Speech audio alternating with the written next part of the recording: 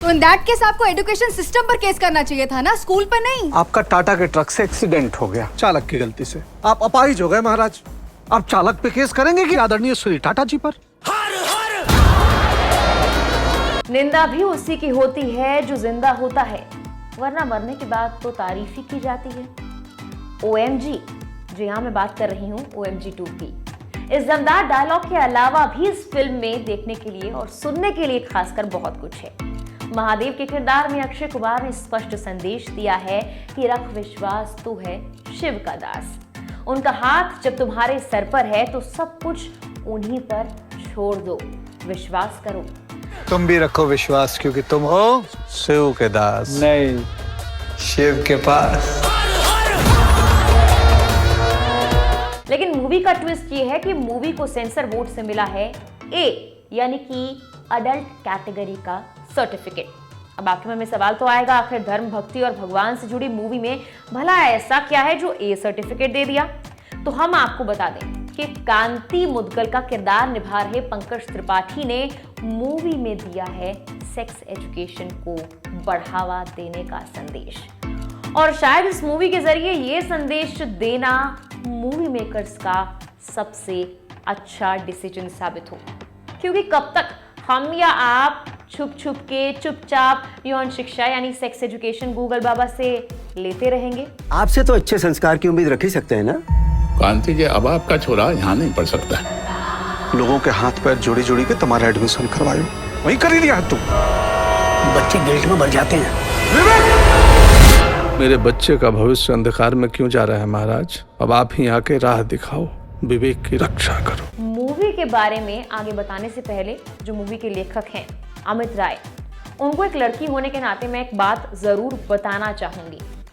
शायद मैं या फिर मेरे जैसी हर वो लड़की जो थिएटर में इस फिल्म को देख रही थी, वहां बैठी थी, मौजूद थी, वो अपनी जिंदगी का वो वक्त जरूर याद कर रही होगी जब किसी ने उसे बुरी तरह से छुआ था, लेकिन वो गुड और बैड टच का फर्क समझती ही नहीं थी।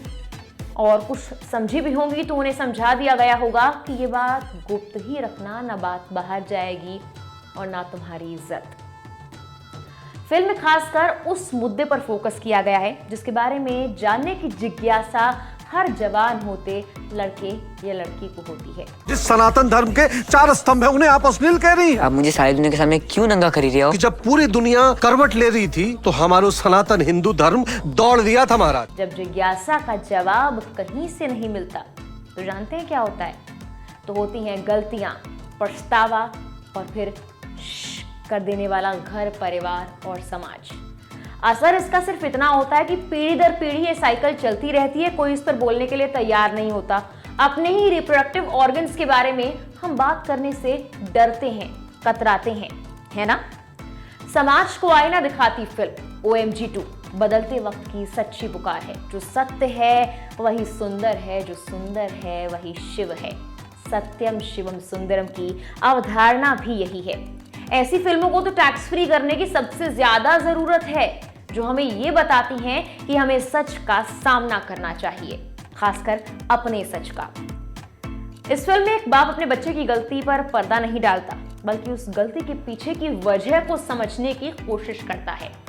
कांति मुदगल यानी कि पंकज त्रिपाठी ने अपने बेटे की गलती पर उसे एक थप्पड़ मारा, जो वैसे नॉर्मल होता है कि एक बाप बच्चे को थप्पड़ मारता है और नॉर्मल जिंदगी में कहानियां खत्म भी हो जाती है कि गलती की और थप्पड़ मार दिया। लेकिन इस फिल्म में कहानी इसी थप्पड़ से शुरू होती है। दरअसल ये कहानी खुलती है महाकाल की नगरी में। कांति उस शहर में रहता है, वहां पर एक दुकान है, शिव को अपना आराध्य मानता है, उनकी पूजा अर्चना करता है, बीवी और 2 बच्चों के साथ सुखी जीवन बताता है। गौर करने वाली बात यहाँ पर यह है कि उनका बेटा विवेक और बेटी अलग अलग स्कूल में पढ़ते हैं। विवेक शहर के सबसे बड़े इंग्लिश मीडियम स्कूल में पढ़ता है। एक दिन उसी बेटे के स्कूल से पिता को बुलावा आता है। स्कूल वाले कहते हैं आपके बेटे ने शर्मनाक हरकत की है, इसे स्कूल में अब हम नहीं रहने दे सकते। उसे निकाल दिया जाता है। बेटे ने जो किया वो पूरे शहर में वायरल हो जाता है। कांति अपने बेटे के सम्मान के लिए और नग्न सच के लिए कोर्ट के दरवाजे तक पहुंच जाता है। और आगे 2.5 घंटे की फिल्म में कई दकियानूसी मान्यताओं से छिप छिप कर होने वाली जरूरी बातों से आपका और इस पिता का भी सामना होता है। दरअसल किशोर अवस्था में अपने दोस्तों द्वारा खिल्ली उड़ाए जाने के बाद लिंग के आकार को लेकर एक बच्चे यानी विवेक के मन में शंकाओं का निर्माण होता है। अब विवेक पूछे भी तो किससे कि सामान्य लिंग का आकार, उसका प्रकार कैसा होता है। वो नीम हकीमों, जड़ी बूटी बेचने वाले बाबाओं के पास भटकता रहता है। फिर एक मेडिकल स्टोर से नकली व्याग्रा खाकर बीमार हो जाता है। स्कूल उसकी इसी हरकत को सामाजिक अपराध की संज्ञा देता है। उसके बालमन को समझने की कोशिश कोई नहीं करता, लेकिन शिव की कृपा बनी रहती है।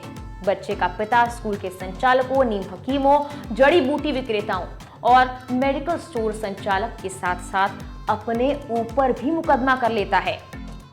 मुझे सोचकर भी शर्म आ रही है। आप अपने बेटे के इस वल्गर एक्ट को कैसे डिफेंड कर सकते हैं? कहीं गलत करते हुए पाए गए हो? अगर आपको ऑब्जेक्शन है, आप खड़े होके आपत्ति है बोलिए। खड़े होके, और खड़े हो तो नहीं, जब खड़े हैं तो खड़े ही हैं, खड़े होके ऑब्जेक्शन बोलिए। खड़े खड़े आपत्ति है महाराज।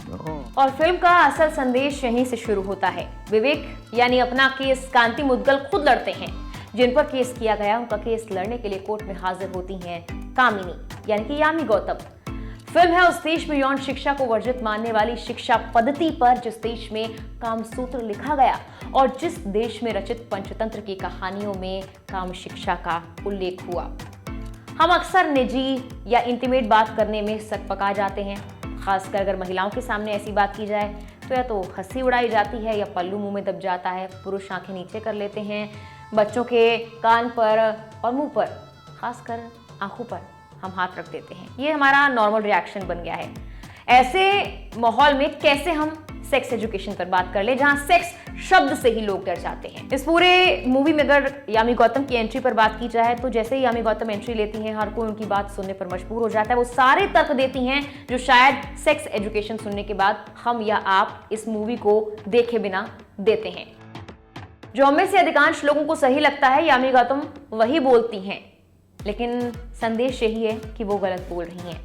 फिल्म में बताया गया है कि हमारा धर्म और इस धर्म में नारी की खूबसूरती के बारे में क्या उल्लेख है, लेकिन हमारी सोच और कमजोर यौन शिक्षा या अपने ही शरीर की अधूरी जानकारी कैसे कुछ लोगों को, औरत को गलत नजरिए से देखने की इजाजत देती है।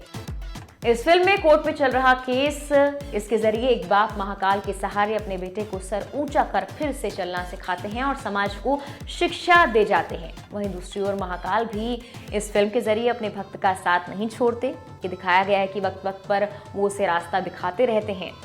मूवी में जहां यामी गौतम की बहुत बढ़िया एक्टिंग नजर आई तो वहीं पंकज त्रिपाठी के साथ उनकी जुगलबंदी भी देखने लायक है। ये फिल्म आपको रुलाएगी भी, हंसाएगी भी और यकीन मानिए जब थिएटर से बाहर निकलेंगे तो खुद से आप ये सवाल जरूर करेंगे कि आखिर यौन शिक्षा क्या हमारे लिए जरूरी नहीं है।